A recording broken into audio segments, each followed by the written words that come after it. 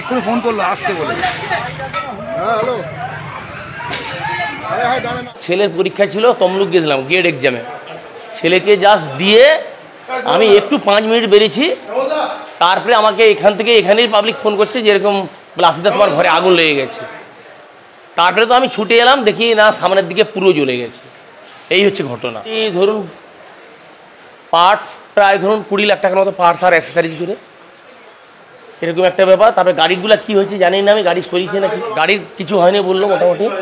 ওই পার্টস আর অ্যাক্সেসারিজের দিকটা গেছে, আর বাড়ির আসবাবপত্র পুরো শেষ একদম, আসবাবপত্র কিছু না। আমাদের পার্টস হলো মোটরসাইকেলের টোটাল পার্টস, ট্যাঙ্ক থেকে মানে সাইড বক্স থেকে অ্যাক্সেসারি যাবতীয় কিছু একদম।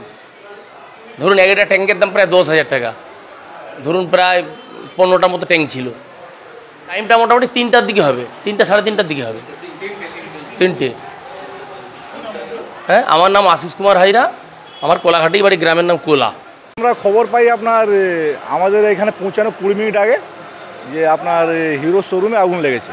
এবার খবর পাওয়ার সাথে সাথে আমাদের তো সিস্টেম আছে, আমরা কেটিপি ফায়ার ব্রিগেড আন্ডারে ওনাদেরকে খবর দিতে হয়, ওনারা আবার ওইটা পাসিং করলে তারপর বেরোতে হয়। ওইখানে 1-2 মিনিট সময় লাগে। যাই হোক আমরা সঙ্গে সঙ্গে বেরিয়ে গেছি।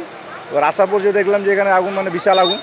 আপনার এই মাঝখানটা আগুন লেগেছিল, মাঝখানটা জ্বলছিল, আর নিচে আগুন ছিল না। চারদিক দিয়ে তো আমরা চারদিক দিয়ে আপনার দুটো কানেকশন করে দুটো হস পাইপ জুড়ে আমরা কাজ করছিলাম। তার আগে আপনার পাঁশকুড়া ফায়ারকে খবর দেওয়া হয়েছিল, ওনারাও এসে পৌঁছালেন। তারপর যৌথভাবে আমরা দুজনে মিলেই কাজ করলাম। এখন সব আন্ডার কন্ট্রোলে আছে, কোনো অসুবিধা নেই। দেখুন যেটা আমরা বুঝতে পারলাম, দেখলাম বা যেটা শুনলাম এখানে মানে শর্ট সার্কিট থেকে আগুনটা লেগেছে, যেটুকু শোনা গেছে। বাদবাকি আপনার পাঁশকুড়া আমাদের স্যার এসছে, উনি ইন্সপেকশন করছেন।